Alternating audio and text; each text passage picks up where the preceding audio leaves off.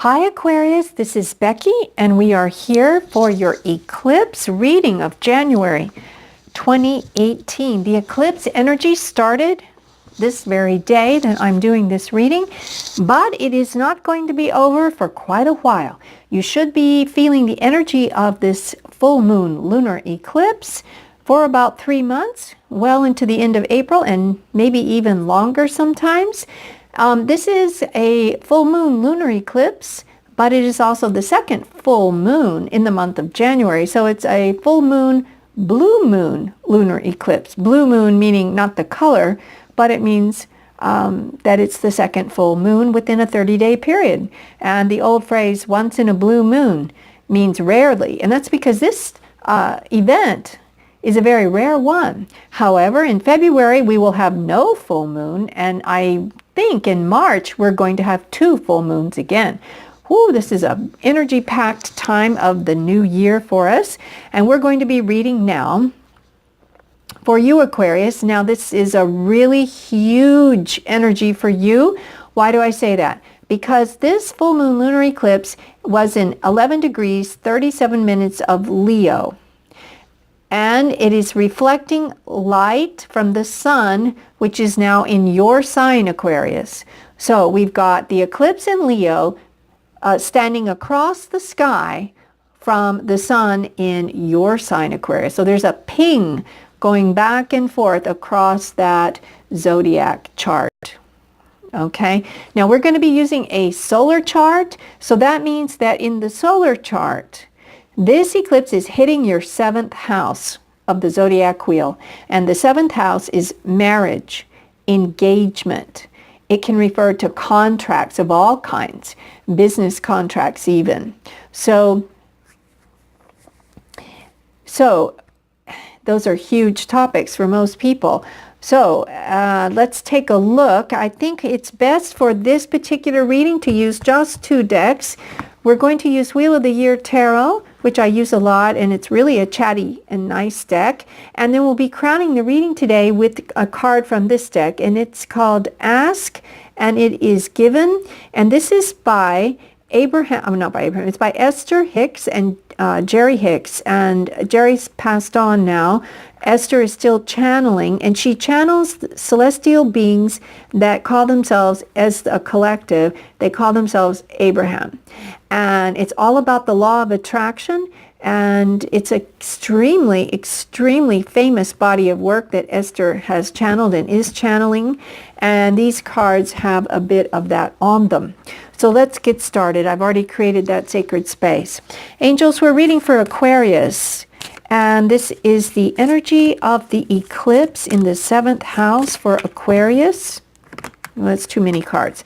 Angels, we are looking for Aquarius eclipse, January 31st, 2018. Aquarius eclipse, January 2018. Aquarius, angels, Aquarius for the eclipse energy. 2018. Whoops, they're wanting to take 2. Okay, we'll take 2. All right, so let's go ahead and turn these over, and I'm going to try to get them in range here. Let me just look.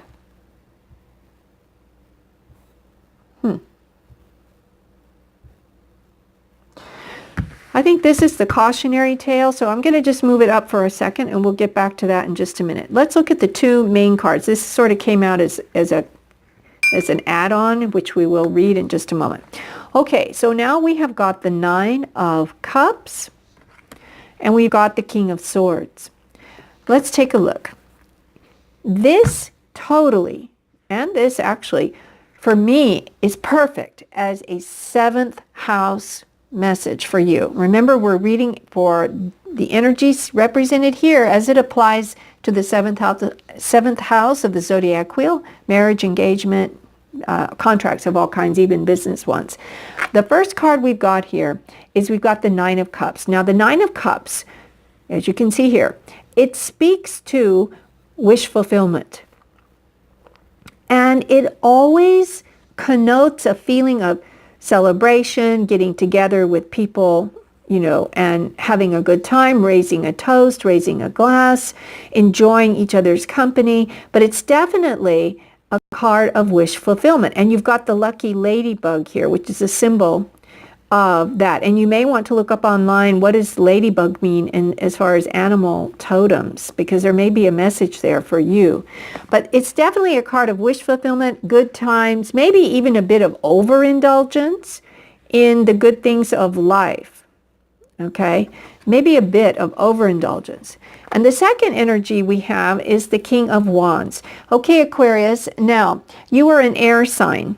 Okay, you are an air sign. Now, I don't know where your Venus is. It would be interesting to see where your Venus is located. It'll be different for everybody. But generally speaking, air goes very well with fire. This king is a wand king, which means he's a fire element king. He is sometimes brash, yes, but he is a very, let's see, how do I want to say, a very passionate person. He knows his own mind and he's action oriented. This king does not just sit around. He is all about doing, and he goes out and he achieves, and he's a dynamic force and a dynamic personality.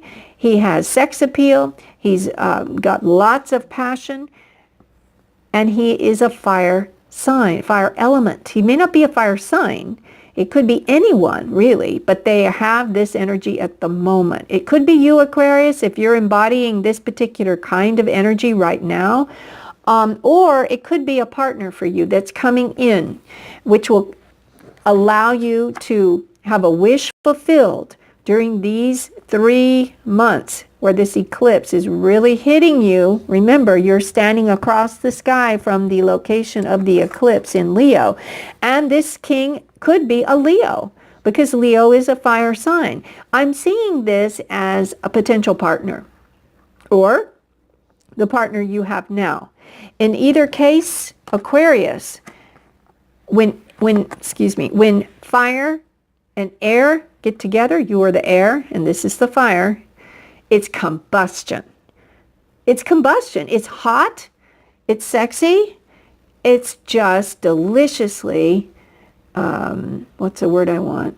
Passionate. It's just oozes passion. Okay, the whole thing. So I think, looking at these cards, Aquarius, there is great potential for you during these next few weeks up through the end of April or even longer to either find the one for you, or whatever it is you've been wishing for in terms of love or business, you're going to find it. Because in business, this person would be a very direct personality, a good boss, someone who's a dynamic boss, who is a dynamic business person. It can be a man or a woman. It doesn't have to always be a man in the general readings. But I think that you are going to be pleasantly surprised as you move through this eclipse energy. Someone is coming in, and I think you're going to be very pleasantly surprised and also lucky indeed. Definitely looks like love here. If it's not love, if it comes to you in the form of business, you have a business partner on the way or a boss on the way who's going to propel you forward into the realization of all of your wishes, all of your fondest dreams and wishes. It looks like they're manifesting, and this person will definitely play a role in that. Now, the cautionary card that Spirit wanted us to see is the Five of Swords. Now, look at the energy of the card. The Five of Swords, sometimes, well, it can refer to a lot of different things, but some people notice the sword here that's been laid down on the ground, on the dirt, and some people see this as drawing a line in the sand. Drawing a line in the sand and say, no, you cannot cross this. So it's almost like boundaries or limits, or boundaries that you have established for yourself, and no one can cross that. Or you're not going to cross that boundary because you've established the limit, drawn the line in the sand. Some people even say it represents defending yourself, drawing that line in the sand and say, that's it. Defending yourself, defending your position, as it were. Other people read this card as one of an empty victory. An empty victory. Why? These two people have been wounded by this man, and he's even taken a couple of the swords that belong to his foes right here, and he's walked away from them thinking he's won the battle, but it's an empty victory because he's bleeding too. And he's going to find that it wasn't worth it. It wasn't worth it, whatever this disagreement or battle was.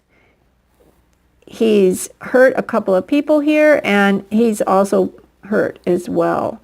He didn't really win anything. But like I said, it could mean any of those scenarios. It just depends on you and your situation, because we're reading for so many people. I just don't know how it's going to play out. But what I am going to do, and I hope you can see all three of those, I am going to go ahead and clarify. Angels, Five of Swords, please. We need a clarification card for the Five of Swords. There it is. Okay, thank you, angels. Oh, whoo, okay. All right, can you see that? I'm going to try to hold them where they're in frame. We have the King of Wands and the Queen of Wands. And whenever I have the matching King and Queen come out of the deck, for me, it means a couple. It means a couple. Or it means not necessarily a fated match, but it is like a divine match. It is a perfect match. These people go together, and they're almost destined in a way to be together because they're a perfect match. However, if we put the swords, now I don't know, I hope you can see this.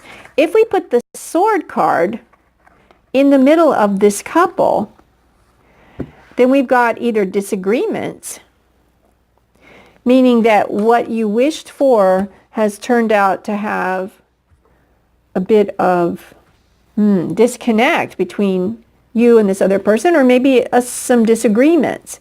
But all is not lost. The cautionary tale is to not engage in this sort of behavior. There is no need to draw lines in the sand and inflict wounds on others and then sort of skulk away thinking that you've won, and you're an air sign, Aquarius, so these swords could be you. Swords do represent air, the element of air. If you tend to turn your back on people, if you have done that in the past, and it seems to be a pattern, then you're being counseled to work through this pattern, because the only way that you can have this, which is the perfect match, the only way in your seventh house of marriage, engagement, true union, basically a legal union, marriage and engagement. It's a contract, right? And the only way that contract can serve both people is if this kind of stuff is not engaged in, so to speak. So Aquarius, being a sword energy yourself, an air energy yourself, if there is anything that comes up that makes you feel like that you need to defend your territory, defend your position, take, the swords and win what appears to be a victory for you over whoever this person is in your life, and then you're tempted to just walk away, turn your back and walk away, don't do that. It's time to let that go, Aquarius. If this is something that you have done as a pattern in relationship, you're never going to get to that sacred marriage unless you deal with this.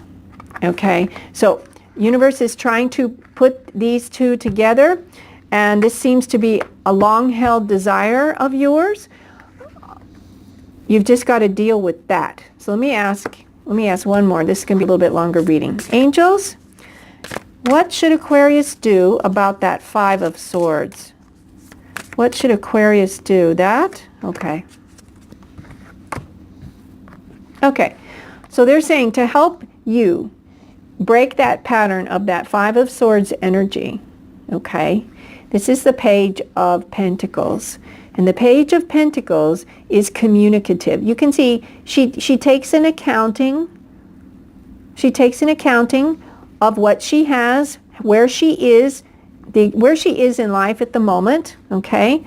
So, you know, you've been wishing for this union.